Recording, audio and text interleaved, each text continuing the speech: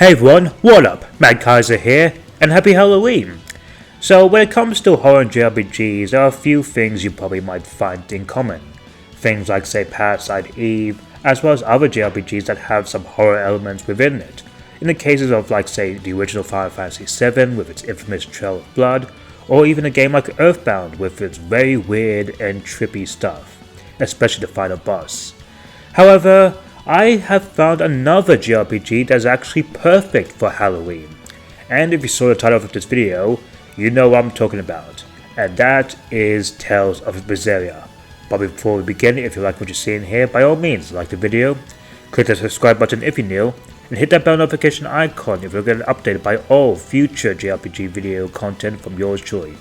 Not only that, but I'm currently in the middle of playing Chrono Trigger, and hopefully by the end of this year, I'll be able to upload my 500 subscriber special, which will be a review of said Chrono Trigger, as that's considered to be one of the best JRPGs of all time. So please do look forward to that. With that said, back to the video. So looking back on Tales of Berseria, which is actually one of my favorite Tales games, is actually also my second favorite Tales game, and the Tales game that, well, made me love Tales to begin with. It also actually gave me an interesting outlook on the fact that in many ways, it actually suits Halloween very perfectly. And not only that, but I also got inspired by a recent article of Berseria being mentioned as a perfect Halloween thing. So I thought, why not do a list on reasons why Tales of Berseria is actually the perfect JRPG to play for Halloween. Number 1. Diverse cast of characters. Now, in prior Tales games, most of the characters do comprise of just, humans, with some of them maybe coming from another world or another species, but they're pretty much humans all the same, really. With some exceptions, like, say, Judith from Tales of Berseria and Eugene from Tales of Rebirth. Which, by the way, please Bandai Namco, please just give us a localization officially and release it on modern platforms, please! Anyway, off track. But mostly when it came to just, Tales characters in general, just mostly comprised of, say, humans, so to speak.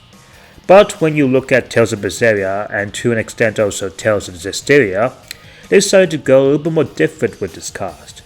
You got your main lead Velvet, who is actually a human turned into a very special demon. You also got Magilou, who's a witch. You got Eleanor, who's probably the only quote-unquote human, who was basically an exorcist, as well as Rocco, who's also a demon, just claiming to be the greatest swordsman and also having a fight with his rival. You also got Eisen, who's a Marlock, or in the case of Zestiria, it's mainly a Seraphim, who's a ghost, but also is a spirit that's also cursed, and also a leader of a band group of pirates. And of course you got Laphicet, who's also a Marlock and has very unique special powers. If you do play the game of Berseria, you would know what exactly I mean. Oh, and there's also Bienfu, but we really don't talk about Bienfu. Furthermore, that the cast of Tales of Berseria is one of the more unique and diverse cast of characters, having pretty much essentially a band of misfits, as Eisen would put it, comprised of mainly just, spirits and monsters, with, again, the exception of the cases of, say, Eleanor, who's more pure and human compared to the others, and actually even makes for quite an interesting turnaround when it comes to this cast, because even then with these new supernatural powers and abilities that most humans wouldn't have, it makes for an interesting dynamic and in a way sort of celebrates the holiday special, since Halloween does center around things like ghosts, monsters and spirits and whatnot. Number 2. Tone. Now, Tales of Berseria is mostly looked back on its very dark and mature, serious tone in a sense. Even though past Tales games did have their dark moments and even dealt with heavy subject matter, Tales of Berseria decides just to go for a more, different approach to other Tales games, and even wears its more dark and somber tone around its coat, in a sense. Given the fact that the story around this does center around even, humans turning into monsters, especially in the cases of even some turning into, full-on wolves, it does actually become appropriate for the Halloween season, especially since, I think this game does technically even revolve around being influenced by other horror movies in general, in the cases of, like, say, lots of werewolf movies, and even the fact that, well, this game just has also demon-centric side characters as well, like in cases of Dial, Medusa, and Kuragane. And as I mentioned before, with the main cast being mostly non-human, it just does give a sense of, dread, and it gives also a sense of, things are more different, and not the fact that also this game does not, shy away from its very somber and emotional moments. Like, there's a lot of death here, lots of tragic deaths here that just feels so much emotion, and help the fact that this game also has an amazing story. It's just absolutely wonderful. But more to the fact that this game really does not play around. Like, it goes hard when it goes hard. It does not hold back, even if there are some deaths that I guess are censored, but even still, you can just feel the sense of, dread, misery, and sort of anguish within it. And that makes it for quite a, compelling and interesting experience overall. Given the fact that also, as again, this game just really has things like humans turning into monsters, which just, again, feels fitting for the holiday season. And given that you do face enemies like even ghosts, for example, again, that sounds really perfect for this genre. Number 3. Costumes and cat collecting. I think the former one needs no explanation. You're able to change costumes like in other Tales games, and honestly, trick-or-treating just involves around, kids just wearing Halloween costumes just to, go out, have fun, and just get some candy. And of course, there's those who would have Halloween parties dressed as, Halloween characters or whatnot. And given the fact that Tales games love to have costumes, you should know that the fact that, well, obviously that suits Halloween just perfectly. As for cats collecting, now that is a little bit interesting because mainly it's an optional minigame, side quest thing where you have to find these orbs, and if you get enough orbs and deliver them to any cat box chests nearby, you get some rewards in a sense. And I think that's in a way, weirdly enough, trick-or-treating in a sense, because you're collecting what essentially candy to them and giving to these, cats-like figures who are kind of wearing costumes in a sense, or it's just their real skin, I don't really know. It's more sense in the whole Turtles thing. Oh yeah, there's also the Turtles thing where people are dressed as these turtle things and having these weird accents. I always love the Turtles in Berseria. Back to the cats thing, but yeah, you just, collect all these orb things and you just give it to your chest, and these cats will reward you in a sense. So you pretty much, it's basically what happens if you're preparing your house and you have to go to shops, get some candy, and just wait for kids just to, give it to them. So in a way, it really does represent trick-or-treating in a sense.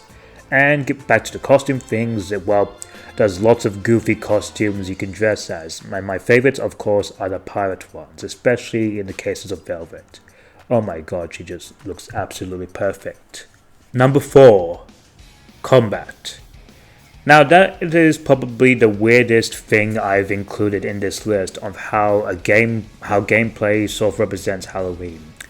Mainly just reports that I actually do like the gameplay in Berseria, and mainly the reason why I just find it so, just fun, and why I think it just presents, the holiday spirit really enough is mainly because of how over the top and flashy it is. And given the fact that a lot of horror movies have lots of over the top supernatural things, especially even in terms of deaths, I think Berseria is really enough appropriate given the fact that lots of over the top arts as well as mystic arts and soul combos just look very flashy and epic.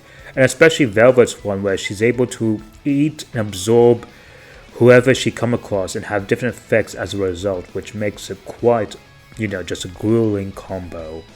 And the fact that, a lot of them have just very cool and just amazing, mystic arts, especially again with Velvet's. Like, oh my god, especially the second one. it just looks so menacing and badass. Like she looks like you're straight up dead. Like the moment you laid eyes on her, you knew you were dead.